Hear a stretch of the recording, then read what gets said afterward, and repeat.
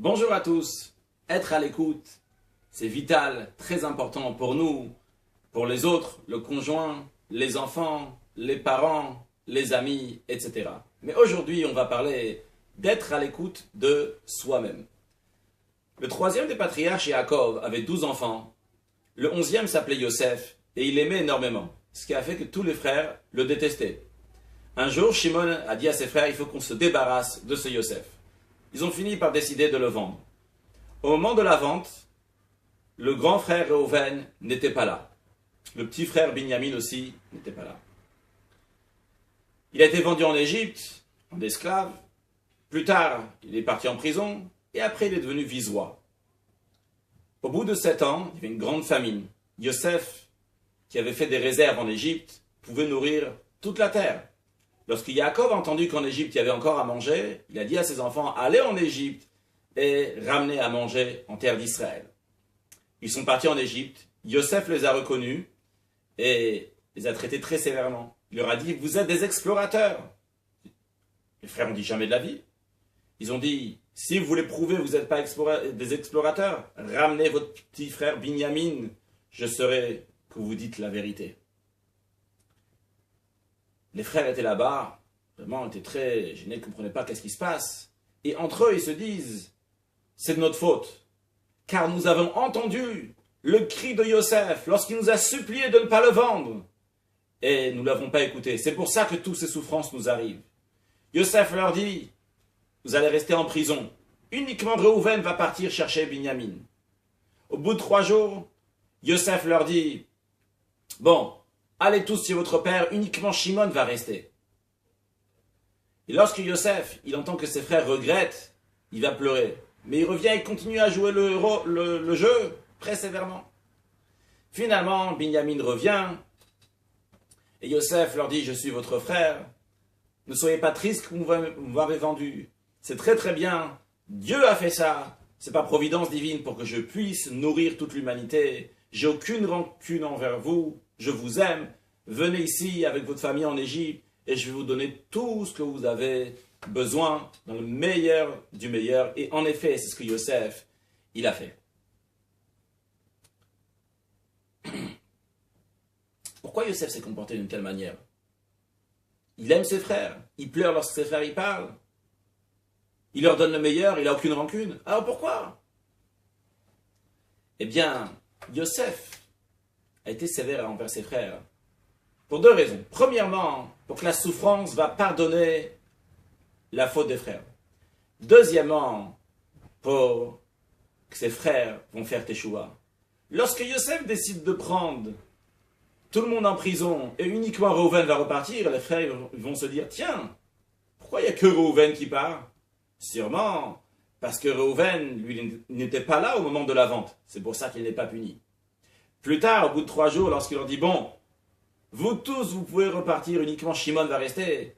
Les frères vont se dire, tiens, Shimon, c'est lui qui a proposé qu'on se débarrasse de Yosef. C'est pour ça qu'il est puni. Et comme ça, ses frères vont faire teshuva. Mais c'était tout pour le bien de ses frères. Et Yosef, encore une fois, n'a eu aucune rancune envers ses frères, les a aimés et leur a donné le meilleur. Le roi Shlomo dit dans le Cantique des Cantiques, Mi itencha ke'achli. Le peuple juif dit à Dieu, comporte-toi comme un frère. De quel frère il s'agit? Il s'agit de Yosef. On demande à Dieu, comporte-toi envers nous comme Yosef. Bien que les frères de Yosef ont fait du mal à Yosef, mais Yosef leur a rendu que du bien. Lorsque la Torah donne un exemple, c'est extrêmement précis. Quel est le rapport dans ces détails entre Yosef et ses frères et nous et Dieu?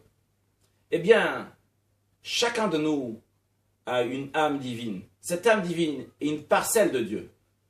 Cette parcelle de Dieu était auprès de Dieu avant de descendre dans notre corps.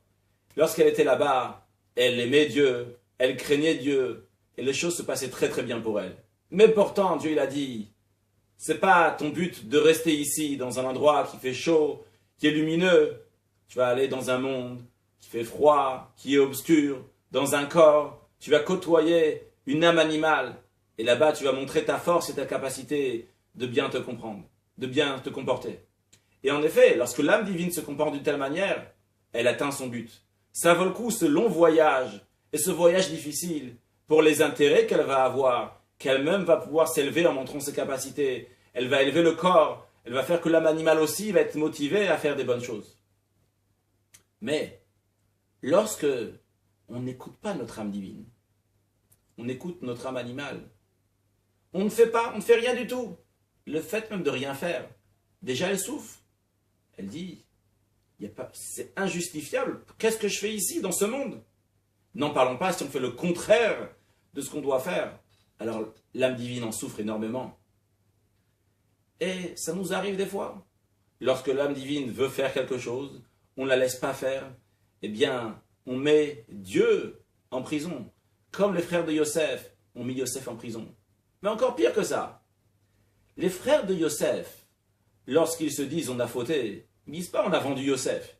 Ils disent on a entendu Yosef nous supplier et on n'a rien fait. On n'a pas écouté Yosef. Pourtant il nous suppliait. C'est la même chose pour nous aussi. Notre âme divine nous supplie. S'il te plaît, va faire ce que tu dois faire. Ne fais pas ce qu'il ne faut pas faire.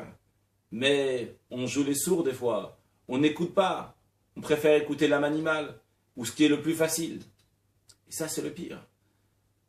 Comme Yosef, il a supplié, notre âme divine, Dieu aussi nous supplie.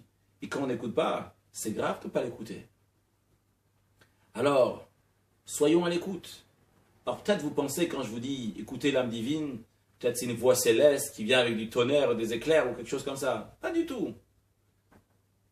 Lorsqu'il s'agit de faire quelque chose, dans notre tête, il y a deux idées qui viennent. Faire ou ne pas faire. Par exemple, s'il faut faire quelque chose de bien, et on est paresseux, on est fatigué, on n'a pas envie, eh bien, on se dit, laisse tomber, je ne veux pas faire ça, c'est pas la peine, c'est pas important, ça peut être pour demain, de toute façon, il y a des autres qui font pas, toutes sortes de réponses qu'on ne va pas faire. Mais, dans l'inconscient, on entend une voix qui nous dit « Non, va faire, c'est important ». Bon, on la repousse. Et des fois, tellement on a l'habitude de la repousser qu'on n'entend même plus. Elle peut continuer à parler, parce qu'on cherche ce qui est le plus facile pour nous. On la repousse. Alors la prochaine fois, lorsqu'il s'agit d'agir quelque chose, et on a deux voix. Des fois, il y a une voix que on n'entend pas beaucoup, mais elle est très importante. Elle crie, elle supplie. On ne va pas faire les sourds. On va l'écouter. On va être à son écoute. Il faut être à l'écoute de soi-même. Et c'est ça qu'on demande à Dieu. Nous, on fait ce que les frères de Yosef ont fait à Yosef. Mais quand même, toi, tu vas bien te comporter envers nous. Il y a quand même une différence. C'est que Yosef, il a dû faire souffrir ses frères pour leur pardonner, ou bien pour qu'ils vont faire teshuva, se repentir. Mais Dieu, il peut tout faire. Donc, Dieu, il peut nous faire teshuva, il peut nous pardonner, même sans nous faire souffrir. On demande à Dieu, soit comme un bon frère, soit comme Yosef, quand même, n'aie pas rancune envers nous, bien évidemment. Et au contraire, tu vas bien te comporter envers nous, tu vas nous donner le meilleur. Alors que Dieu nous donne le meilleur, tout ce qu'on a besoin, matériellement, spirituellement, et qui nous fasse sortir de cet exil, et qui nous amène la venue de Mashiach très prochainement. Une excellente journée et un joyeux Hanouka.